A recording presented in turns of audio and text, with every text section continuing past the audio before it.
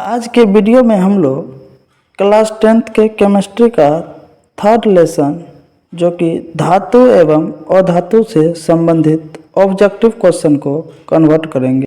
जैसा कि पहला क्वेश्चन लिखा हुआ है, कौन विद्युत का सर्वोत्तम सुचालक है।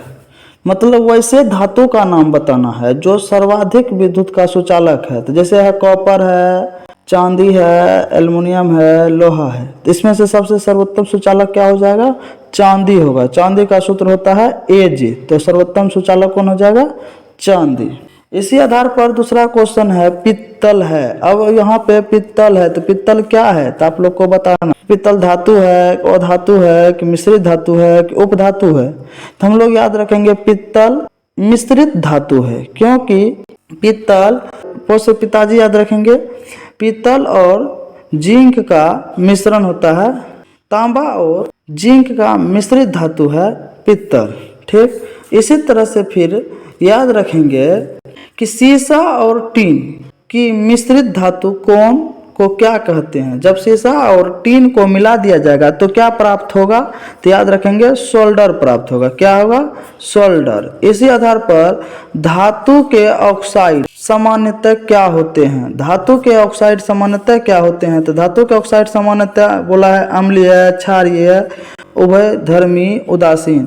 तो धातु के ऑक्साइड प्रायः क्षारीय होते हैं। यहाँ क्षारकीय लिखा है, ये भी सही है।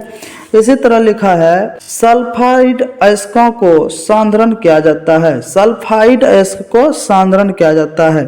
तो सल्फाइड अयस्क को फेन उत्प्लावन विधि से सांद्रित किया जाता है। सांद्रित करने का मतलब वह शुद्ध सल्फर प्राप्त करना है, तो फेन उत्प्लावन विधि का प्रयोग किया जाता है। इसी आधार पर अगला क्वेश्चन है फास्फोरस का आणविक सूत्र या आणविक सूखा यहाँ लिख दिया है, क्या होता है? तो होता है फास्फोरस का आणविक सूत्र क्या होता है? तो इसमें याद रखेंगे क्या होगा? P होता है। फास्फोरस का P होता है, लेकिन इसमें आंसर मार रहा है P4। तो आप लोग कमेंट करें सही है या गलत। मेरे हिसाब से तो P होना चाहिए। हाँ बोला फास्फोरस का आणविक सूत्र क्या होता है, तो P होना चाहिए, P से फास्फोरस, लेकिन इसमें आंसर मार रहा है P4। तब क्या है पता नहीं, मेरे हिसाब से P होना चाहिए और आप लोग के हिसाब से जो है कमेंट कर सकते हैं। उसके बाद लिखा है कि सोना निम्न में से किस द्रव में घुलता है। मतलब सोना को घुलाना है, एकदम पानी बना देना है, तो किस द्रव में घुल जाएगा? तो याद रखना है कि सोना अम्लराज में घुल जाता है। अम्लराज बनाने के लिए H2SO4 और HNO3 को जब 3:1 में मिलाया जाएगा तो अम्लराज प्राप्त होगा। यही अम्लराज में क्या होगा? सोना आसानी से घुल जाता है, पानी बन जाएगा लिक्विड के रूप में। फिर अगला क्वेश्चन है कि वह धातु जो सिर्फ अम्लराज में घुलता है, फिर उसका अपोजिट कर दिया कि वह धातु का नाम बताना है जो अम्लराज में घुलता है। तो इसमें संकेत याद रहेगा, संकेत का नाम याद रहेगा तो आराम से बन जाएगा। जैसे Al मतलब एल्युमिनियम होता है, एल्युमिनियम का तो ऑप्शन पहले कट कर देंगे। फिर है Au, सोना का सूत्र होता है Au और चांदी का सूत्र होता है Ag। तो AuAg याद रखना है, इससे याद रहेगा। तो सोना को अम्लराज में घुलाया जा सकता है, इसलिए आंसर क्या हो जाएगा? Au। जानना चाह रहा है कि किस रासायनिक पदार्थ को गर्म करने पर प्लास्टर ऑफ पेरिस बनता है। तो याद रखेंगे ऑप्शन जैसे है विरंजक चूर्ण, जिप्सम, चूना पत्थर, कच्चा चूना। तो इसमें याद रखेंगे जिप्सम को गर्म करने से प्लास्टर ऑफ पेरिस बनता है।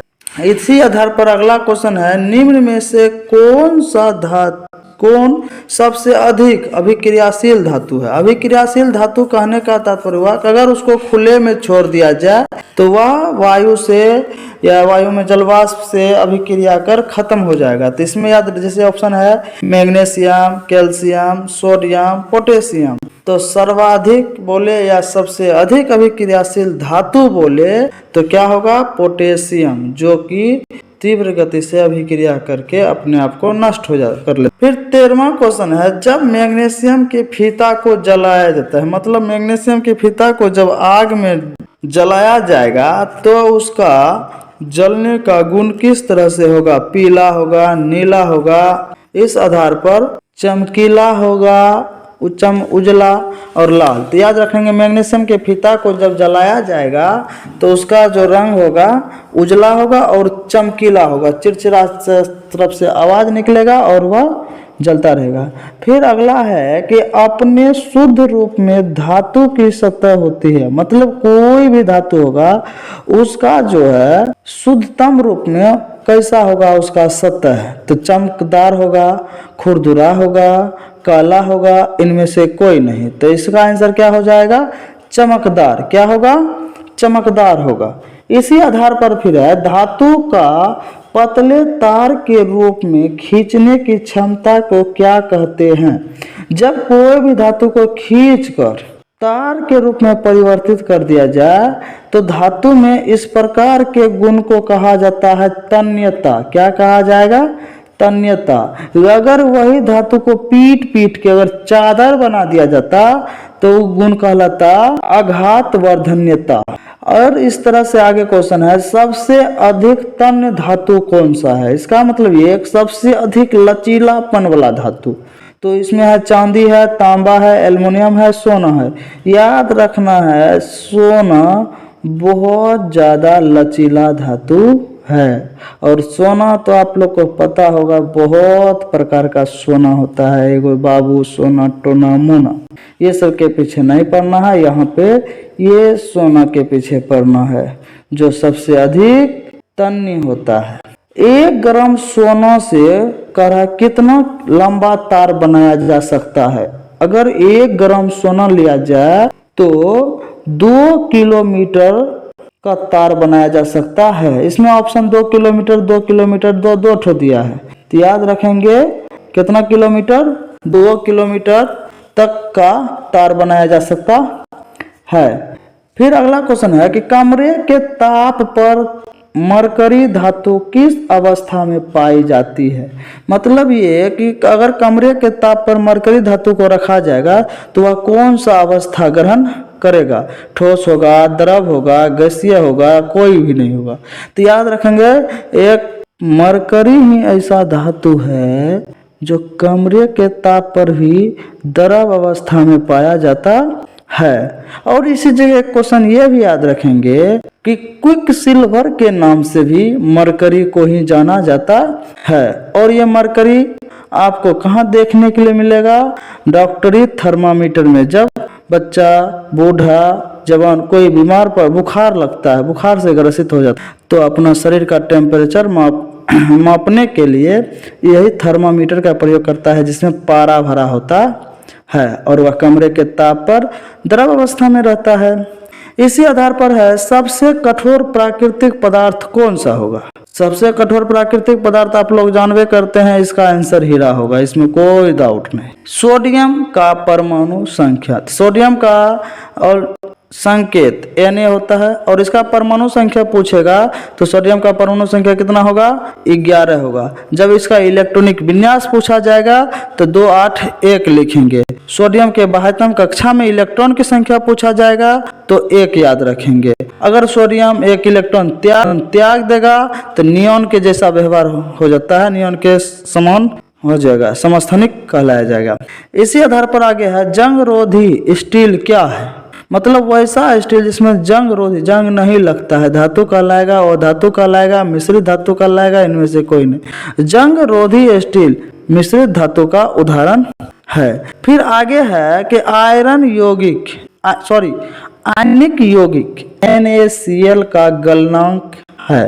आयनिक यौगिक NaCl का गलनांक है 887, 1074, 1045, 981। इसमें याद रखेंगे आयनिक यौगिक का गलनांक 1074 के आसपास होता है। अगला क्वेश्चन है क्लोरीन का परमाणु संख्या। तो याद रखेंगे क्लोरीन का परमाणु संख्या 17 होता है और हम लोग जनरली कम से कम हर एक स्टूडेंट को 1 से 20 तक के तत्व का नाम, संकेत, परमाणु संख्या, द्रव्यमान संख्या, इलेक्ट्रॉनिक विन्यास लिखने आना चाहिए और इसको रट लेना कंपलसरी है। चाहे क्लास 8 हो, क्लास 9 हो, क्लास 10 हो, क्लास 11, 12 के लिए तो समझो तो उसके लिए पूरा पीरियोडिक टेबल ही याद रखना पड़ेगा। कम से कम 1 से 20 तक का नाम याद रखना चाहिए। एक अच्छे स्टूडेंट का लक्षण होगा। लोहे के फ्लाइंग पेन की जंग से बचाने के लिए इनमें से कौन सी विधि से युक्त है?